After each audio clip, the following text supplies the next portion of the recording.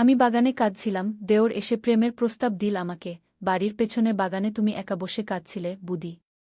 আমি জানি ভাইয়া তোমাকে কত কষ্ট দিয়েছে। প্রতিদিন দেখে আসছি তোমার চোখের জল, কিন্তু আজ আর সহ্য করতে পারছি না। তুমি আমার দেওরানী নও, আমার হৃদয়ের রানী। তোমাকে আমি বিয়ে করতে চাই, ভাইয়ার বিরুদ্ধে গিয়ে হলেও। আমরা একসাথে পালিয়ে যাব, নতুন জীবন শুরু করব স্বামী স্ত্রী হিসেবে। রাজি আছো?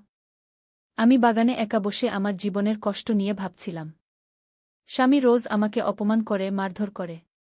আজও সকালে চড় মেরেছিল শুধু নাস্তা একটু দেরি হওয়ার জন্য। হঠাৎ পেছন থেকে কাঁধে হাত রাখতেই দেখি দেওর অনিমেষ দাঁড়িয়ে। কি হয়েছে, বুদি? আবার কাঁদছ? সে আমার পাশে বসল। আমি চোখ মুছে বললাম, কিছু না, অনিমেষ। তুমি যাও, ভাইয়া দেখলে আবার রাগ করবে গ। সেই ভাইয়ার জন্য তুমি এত কাঁদো, যে তোমাকে সম্মান করে না? অনিমেষ আমার চোখের দিকে তাকালো। ও আমার স্বামী, আমি আস্তে বললাম। কিন্তু তোমাকে সুখী করে না? অনিমেষ হঠাৎ এক অদ্ভুত দৃষ্টিতে আমার দিকে তাকালো। বুদি, আমি আর সহ্য করতে পারছি না। কি সহ্য করতে পারছ না? আমি অবাক হয়ে জিজ্ঞাসা করলাম। তখনই অনিমেষ সেই কথাগুলো বলল যা শুনে আমি স্তব্ধ হয়ে গেলাম। আমার দেওর আমাকে বিয়ে করতে চায়? এটা কি সম্ভব? অনিমেষ, এসব কি বলছো তুমি? আমি উঠে দাঁড়ালাম। এটা সম্পূর্ণ অনুচিত। তুমি আমার দেওর, আমার স্বামীর ভাই। আমি জানি, বুদি। অনিমেষ আমার হাত ধরল। কিন্তু আমি আর তোমার কষ্ট দেখতে পারছি না। আমি তোমাকে সত্যিই ভালোবাসি। এই গল্পটি সম্পূর্ণ শুনলে আপনাদের পানি অটোমেটিক বের হয়ে যাবে, সো যত দ্রুত সম্ভব হাতের কাছে টিস্যু নিয়ে বসে পড়ো। বিছানার চাদর যেন নষ্ট না হয় সেটা সম্পূর্ণ খেয়াল রাখার অনুরোধ জানিয়ে গল্পটি এখন শুরু করব। তার আগের সর্বশেষ অনুরোধ, দয়া করে এমন পানি বের করার গল্প নিয়মিত শুনতে আমাদের চ্যানেলটি সকলেই সাবস্ক্রাইব করুন। ধন্যবাদ। হ্যালো বন্ধুরা, আমার নাম শ্রাবন্তী রায়। আমার বয়স ৪২ বছর। আমার স্বামীর নাম অনিন্দ রায়, বয়স ৪৫ বছর। আমাদের ২ সন্তান, অর্ণব আর দীপা। অর্ণব ১৯ বছর বয়সী, কলেজে পড়ে। দীপা ১২ বছর বয়সী, স্কুলে যায়। আজ তোমাদের একটা অদ্ভুত ঘটনা বলবো, যা আমার সাথে ঘটেছিল গত বছর। এটা এমন একটা ঘটনা যা আমার জীবনকে সম্পূর্ণ বদলে দিয়েছিল। সেদিন আমার স্বামী অনিন্দ একটা ব্যবসা মিটিংয়ের জন্য মুম্বাই গিয়েছিল। ছেলেমেয়েরাও তাদের স্কুল কলেজের ট্রিপে বাইরে ছিল। আমি একা বাড়িতে ছিলাম। রাত তখন প্রায় ১১টা। আমি শোবার জন্য প্রস্তুত হচ্ছিলাম। হঠাৎ বাগানের দিক থেকে একটা অদ্ভুত শব্দ শুনতে পেলাম। মনে হলো কেউ যেন আমাদের বাগানের গেট খুলছে। আমি ভাবলাম হয়তো বাতাসের শব্দ হচ্ছে। কিন্তু আবার শব্দ হলো, এবার আরও স্পষ্ট। আমি ভয় পেয়ে গেলাম। রাতে একা বাড়িতে এরকম শব্দ শুনলে যে কেউই ভয় পাবে। আমি জানালা দিয়ে বাইরে তাকালাম, কিন্তু অন্ধকারে কিছুই দেখা যাচ্ছিল না। আমি ফোন হাতে নিয়ে পুলিশের নম্বর রেডি রাখলাম, যাতে কিছু হলে সাথে সাথে কল করতে পারি। সাহস করে আমি ফ্ল্যাশ লাইট নিয়ে নিচে নেমে গেলাম। ড্রয়িং রুমের লাইট জ্বালিয়ে বাগানের দিকের দরজার কাছে গেলাম। দরজা থেকে দেখলাম বাগানে কেউ নেই। আমি একটু স্বস্তি পেলাম। তবে নিশ্চিত হওয়ার জন্য আমি বাগানের দরজা খুলে বাইরে তাকালাম। হঠাৎ আমার চোখে পড়ল, বাগানের শেষ প্রান্তে একটা ছায়ামূর্তি দাঁড়িয়ে আছে। আমি চিৎকার করে উঠলাম। সেই মুহূর্তে ছায়ামূর্তিটা দ্রুত বাগানের পেছনের দেয়াল টপকে অদৃশ্য হয়ে গেল।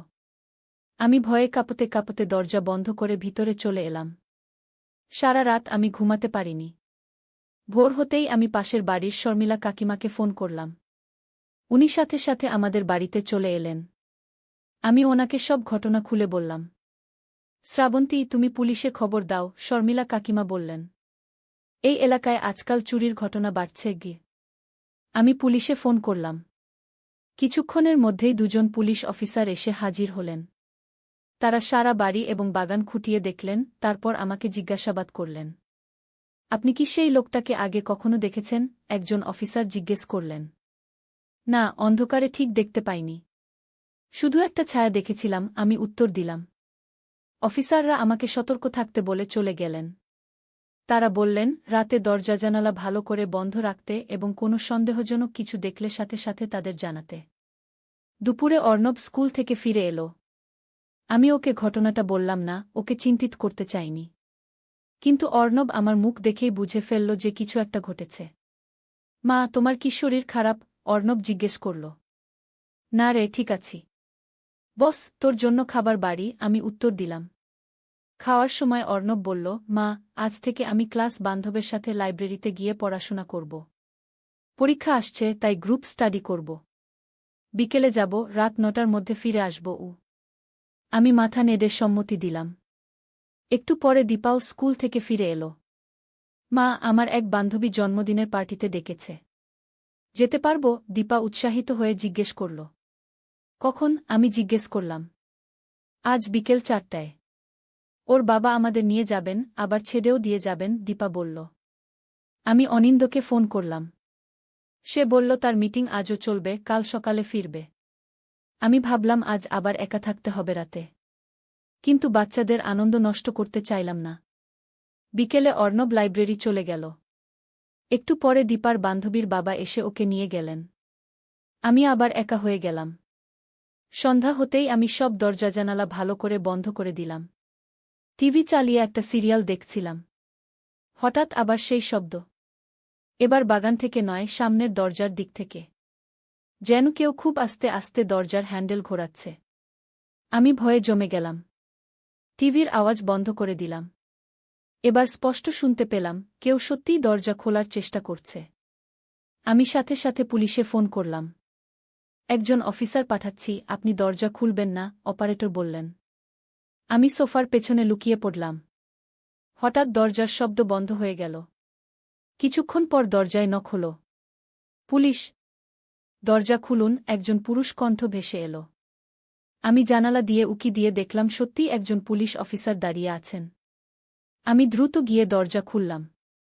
কি হয়েছে ম্যাডাম? অফিসার ভিতরে ঢুকে জিজ্ঞেস করলেন। আমি কাঁপা গলায় সব বললাম। অফিসার বাড়ির চারপাশে ঘুরে দেখলেন, কিন্তু কাউকে পেলেন না। আমি আপনার বাড়ির সামনে গাড়িতে বসে পাহারা দেব, অফিসার আমাকে আশ্বস্ত করলেন। রাত 8টা নাগাদ আমার মোবাইলে একটা অচেনা নম্বর থেকে ফোন এলো। হ্যালো, আমি ফোন ধরলাম। শ্রাবন্তী, একটা ভারী পুরুষ কণ্ঠ ভেসে এলো। কে বলছেন? আমি ভয় পেয়ে জিজ্ঞেস করলাম। আমি তোমাকে চিনি, কিন্তু তুমি আমাকে চেনো না, সেই কণ্ঠ বলল। আমি জানি তুমি এখন একা আছো। আমার হাত পা ঠান্ডা হয়ে গেল। কে আপনি? কি চান আমার কাছে? কে? আমি তোমার সব দেখছি, সে বলল। এখনই তোমার দরজার সামনে একটা চিঠি আছে। উঠে গিয়ে দেখো। আমি ফোন কাটলাম না। পুলিশ অফিসারকে ডাকলাম। তিনি দ্রুত ভিতরে এলেন। আমি তাকে ফোনের কথা বললাম। অফিসার বললেন, আমি দরজা খুলে দেখছি। আপনি এখানেই থাকুন গে। তিনি সাবধানে দরজা খুললেন। সত্যিই দরজার নিচে একটা খাম পড়েছিল। অফিসার হাতে গ্লাভস পরে সেটা তুলে নিয়ে এলেন। খুলব? তিনি জিজ্ঞেস করলেন। আমি মাথা নেড়ে হ্যাঁ বললাম। অফিসার খাম খুললেন। ভিতরে একটা কাগজে লেখা ছিল, তোমার দাদার প্রাণ বাঁচাতে চাইলে একা আগরতলার পুরানো বাড়িতে চলে এসো। পুলিশকে কিছু বলবে না গি। আমি অবাক হয়ে অফিসারের দিকে তাকালাম। আমার দাদা? কিন্তু আমার দাদা তো বহু বছর আগে মারা গেছেন। অফিসার চিঠিটা প্লাস্টিকের কভারে রেখে বললেন, এটা আমাদের ল্যাবে পাঠাতে হবে। আমি আরও অফিসারদের ডাকছি। আমি হতবাক হয়ে বসে রইলাম। আমার দাদা সত্যিই প্রায় 15 বছর আগে মারা গেছেন। আর আগরতলার পুরনো বাড়ি? সেটা আমাদের পারিবারিক বাড়ি ছিল, যেখানে আমার বাবা মা থাকতেন। বাবা মা মারা যাওয়ার পর সেই বাড়ি ফাঁকা পড়ে আছে। আমরা ওখানে যাই না। রাত 8:30টায় অর্ণব ফিরে এলো। আমি ওকে সব বললাম। অর্ণব খুব ভয় পেয়ে গেল। মা, এসব কি হচ্ছে? ও আমাকে জড়িয়ে ধরল। আরও 3জন পুলিশ অফিসার এসে গেলেন। তারা আমাদের বাড়ির চারপাশ ঘিরে ফেললেন। একজন অফিসার আমার ফোন নিয়ে ট্রেস করার চেষ্টা করতে লাগলেন। রাত 9টার দিকে দীপাও ফিরে এলো। আমি ওকে ঘটনাটা হালকা করে বললাম, যাতে ও খুব ভয় না পায়। রাত 11টায় অনিন্দ ফোন করল। কি হয়েছে? পুলিশের ফোন পেলাম। আমি সব খুলে বললাম। অনিন্দ বলল, আমি এখনই ফিরছি। সকাল পর্যন্ত অপেক্ষা করতে পারব না গি। সেই রাতে আমাদের বাড়িতে 2জন পুলিশ অফিসার পাহারা দিলেন। আমি, অর্ণব আর দীপা একসাথে আমার বেডরুমে শুলাম। কেউই ভালো করে ঘুমাতে পারলাম না। পরের দিন সকালে অনিন্দ ফিরে এলো। তার মুখ চিন্তায় ভারাক্রান্ত। পুলিশের সাথে কথা বলার পর সে আমার কাছে এসে বসল। শ্রাবন্তী, তোমার সাথে একটা জরুরি কথা আছে, অনিন্দ ধীরে ধীরে বলল। কি? আমি অস্থির হয়ে জিজ্ঞেস করলাম। তোমার দাদা সম্পর্কে, অনিন্দ বলল। অরুণ দাদা মারা যাননি? আমি হতবাক হয়ে তাকালাম। কি বলছো তুমি? 15 বছর আগে তো না, শ্রাবন্তী। তোমার বাবা মা সবাইকে বলেছিলেন যে অরুণ দাদা মারা গেছেন, কিন্তু আসলে তিনি আত্মগোপন করেছিলেন। তিনি একটা বড় অপরাধ চক্রের সন্ধান পেয়েছিলেন। সেই চক্র তাকে মেরে ফেলতে চেয়েছিল। তাই সরকার তাকে গোপন সুরক্ষা দিয়েছিল। আমি বিশ্বাস করতে পারছিলাম না। তুমি কিভাবে জানলে? আমি জানতাম, অনিন্দ স্বীকার করল। আমি যখন তোমাকে বিয়ে করি তখন তোমার বাবা আমাকে সব বলেছিলেন। কিন্তু আমাকে কথা দিতে হয়েছিল যে আমি তোমাকে কিছু বলবো না। আমার চোখে জল এসে গেল। আমার দাদা বেঁচে আছেন? কিন্তু তাহলে এই চিঠি? হ্যাঁ, এটাই ভয়ের কথা, অনিন্দ চিন্তিত স্বরে বলল। কেউ হয়তো জেনে গেছে যে তিনি বেঁচে আছেন। এবং তারা তোমাকে টোপ হিসেবে ব্যবহার করতে চাইছে। আমি কাঁপতে লাগলাম। কিন্তু আমি তো জানতামই না। আমি তাদের কিভাবে সাহায্য করতে পারি? এমন সময় পুলিশের একজন উচ্চপদস্থ অফিসার আমাদের বাড়িতে এলেন। তিনি নিজেকে স্পেশাল ইনভেস্টিগেশন টিমের প্রধান হিসেবে পরিচয় দিলেন। শ্রাবন্তী দেবী, তিনি গম্ভীর স্বরে বললেন, আমাদের আপনার সাহায্য দরকার। আপনার দাদা অরুণ রায় একজন গুপ্তচর ছিলেন। তিনি বহু বছর ধরে একটি আন্তর্জাতিক অপরাধ চক্রের বিরুদ্ধে তথ্য সংগ্রহ করেছেন। আমরা ধারণা করছি সেই চক্র এখন তাকে খুঁজে বের করেছে। আমি হতবাক হয়ে শুনছিলাম। আমার দাদা, যাকে আমি ছোটবেলায় এত ভালোবাসতাম, তিনি একজন গুপ্তচর? এটা যেন কোনো চলচ্চিত্রের গল্প। আপনি কি চান আমার কাছ থেকে? আমি জিজ্ঞেস করলাম। আমরা চাই আপনি আগরতলার বাড়িতে যান, অফিসার বললেন। কি? অনিন্দ প্রতিবাদ করল। ওরা যেখানে ওকে ডেকেছে সেখানে পাঠাবেন? এটা বিপজ্জনক হবে। না, আমরা পুরো এলাকা ঘিরে ফেলব, অফিসার ব্যাখ্যা করলেন। শ্রাবন্তী দেবী যাবেন, কিন্তু আমাদের নিয়ন্ত্রণে। এটাই একমাত্র উপায় যাতে আমরা সেই অপরাধীদের ধরতে পারি এবং অরুণবাবুকে বাঁচাতে পারি। আমি অনিন্দর দিকে তাকালাম। সে আমার হাত চেপে ধরে বলল, আমি তোমার সাথে যাব। না, অফিসার বাধা দিলেন। অপরাধীরা শুধু শ্রাবন্তী দেবীকে দেখতে চায়। অন্য কাউকে দেখলে তারা সন্দেহ করবে এবং অরুণবাবুর জীবন বিপদে পড়তে পারে। অনিন্দ রাজি হল না। আমি দূরে থেকে হলেও থাকব। কিন্তু আমি শ্রাবন্তীকে একা যেতে দেব না। শেষ পর্যন্ত ঠিক হল যে আমি আগরতলার বাড়িতে যাব। অফিসাররা আমাকে একটি ছোট মাইক্রোফোন দিলেন, যেটা আমার শাড়ির ভাঁজে লুকিয়ে রাখতে হবে।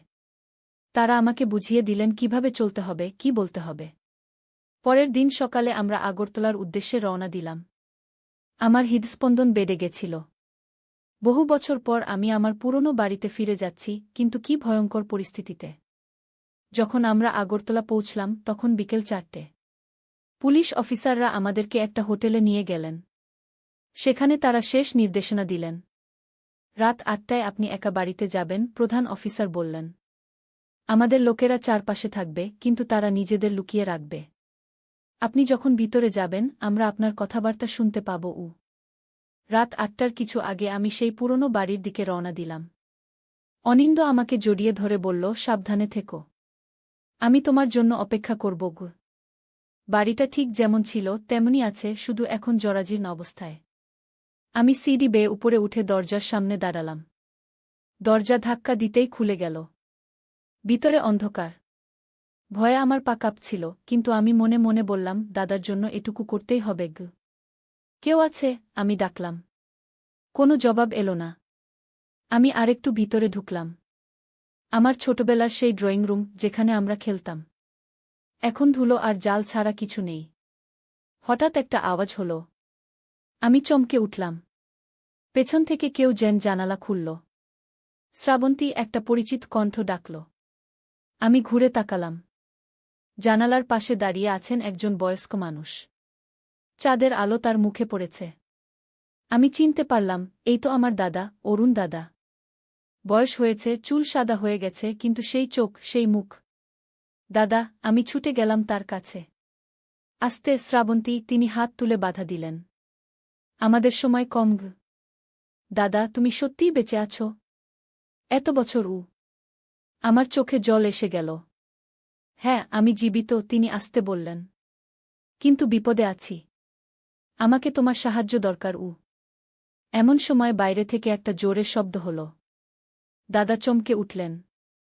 ওরা এসে গেছে, তিনি ফিসফিস করে বললেন। শ্রাবন্তী, আমার কথা শোনো। বাগানের শেষে একটা পুরনো কুয়া আছে, মনে আছে? সেই কুয়ার পাশে একটা পাথর আছে। পাথরের নিচে একটা বাক্স আছে। সেই বাক্সে আমার গবেষণার সব তথ্য আছে। এই তথ্য পুলিশকে দাও। এছাড়া এই অপরাধ চক্রকে ধরা যাবে না। আগে হঠাৎ সামনের দরজা লাথি মেরে ভেঙে পড়ল। কয়েকজন লোক ভিতরে ঢুকল। পালাও, দাদা আমাকে ঠেলে দিলেন। পেছনের দরজা দিয়ে পালাও। আমি দৌড়ে পেছনের দরজার দিকে যেতে লাগলাম। আমার পেছনে গুলির শব্দ হল। আমি পেছন ফিরে তাকালাম। দেখলাম দাদা মেঝেতে পড়ে গেছেন। দাদা, আমি চিৎকার করে উঠলাম। এমন সময় পুলিশ অফিসাররা ঘরে ঢুকে পড়লেন। চারদিকে গুলির শব্দ হতে লাগল। আমি দেয়ালে ঠেস দিয়ে বসে পড়লাম। কিছুক্ষণ পর সব শান্ত হয়ে গেল। প্রধান অফিসার আমার কাছে এসে বললেন, শ্রাবন্তী দেবী, আপনি ঠিক আছেন? আমি কাঁপতে কাঁপতে জিজ্ঞেস করলাম, দাদা? অফিসার মাথা নাড়লেন। দুঃখিত, আমরা দেরি করে ফেলেছি। আমার চোখ থেকে অশ্রু গড়িয়ে পড়ল। দাদাকে আমি আবার পেলাম, আবার হারালাম। কিন্তু তিনি একটা বাক্সের কথা বলেছিলেন, আমি অফিসারকে বললাম। বাগানের কুয়ার পাশে নাকি আছে। আমরা সবাই বাগানে গেলাম। অফিসাররা টর্চের আলো পুরনো কুয়াটা খুঁজে বের করলেন। আমি পাথরটা দেখাতে পারলাম। পাথর সরিয়ে দেখা গেল একটা লোহার বাক্স। বাক্সটা খুলে দেখা গেল তার মধ্যে অনেক কাগজপত্র, সিডি এবং একটা ডায়েরি। অফিসাররা সেগুলো সাবধানে তুলে নিলেন। এগুলো খুবই মূল্যবান, প্রধান অফিসার বললেন। এই তথ্য দিয়ে আমরা সেই অপরাধ চক্রকে ধরতে পারব। আপনার দাদার বলিদান বৃথা যাবে না। পরের দিন অনিন্দ আমাকে কলকাতায় নিয়ে এল। আমি খুব মানসিক আঘাত পেয়েছিলাম। এত বছর আমি জানতাম না যে আমার দাদা বেঁচে আছেন, আর যখন জানলাম তখন তাকে হারিয়ে ফেললাম। 1 মাস পর পুলিশ হেডকোয়ার্টারে আমাদের ডাকা হল। প্রধান অফিসার আমাদের সাথে দেখা করলেন। শ্রাবন্তী দেবী, তিনি বললেন, আপনার দাদার তথ্যের সাহায্যে আমরা সেই আন্তর্জাতিক অপরাধ চক্রের প্রধানদের গ্রেপ্তার করতে পেরেছি। এটা একটা বিরাট সাফল্য। সরকার আপনার দাদাকে মরণোত্তর পুরস্কার দিতে চায়। আমি চুপ করে মাথা নাড়লাম। কোনো পুরস্কারই আমার দাদাকে ফিরিয়ে আনতে পারবে না। কিন্তু সেই পুরস্কার অনুষ্ঠানেই আমার জীবনের সবচেয়ে বড় চমক অপেক্ষা করছিল। যখন আমি স্টেজে উঠে দাদার হয়ে পুরস্কার নিতে গেলাম, হঠাৎ পেছন থেকে একজন হুইল চেয়ারে বসে এগিয়ে এলেন। আমি চমকে উঠে তাকালাম। এ যে আমার দাদা। তিনি বেঁচে আছেন। দাদা, আমি বিশ্বাস করতে পারছিলাম না। হ্যাঁ শ্রাবন্তী, তিনি হাসলেন। আমি মরিনি। গুলি লেগেছিল, কিন্তু প্রাণে বাঁচিয়েছি। আমি ছুটে গিয়ে দাদাকে জড়িয়ে ধরলাম। এতদিন পর তাকে সত্যিকারের ভাবে ফিরে পেলাম। দাদা বললেন, আমি আর কখনো তোমাকে ছেড়ে যাব না শ্রাবন্তী। আমার মিশন শেষ হয়েছে। এবার আমি একজন সাধারণ মানুষ হিসেবে বাকি জীবন কাটাতে চাই। সেদিন থেকে দাদা আমাদের সাথেই থাকেন। অর্ণব আর দীপা তাদের দাদুকে খুব ভালোবাসে। আমরা এখন একটি সুখী পরিবার। কিন্তু মাঝে মাঝে আমি ভাবি, সেই রাতে বাগানে যে ছায়ামূর্তি দেখেছিলাম সেটা কি দাদাই ছিলেন? হয়তো তিনি আমাকে দেখতে এসেছিলেন, ঝুঁকি নিয়েও। আজ বুঝতে পারি, দাদা আমাদের ছেড়ে যাননি বলেই জীবনটা এত সুন্দর। পারিবারিক বন্ধন যে কত গভীর, কত শক্তিশালী, এই ঘটনা আমাকে সেই শিক্ষাই দিয়েছে।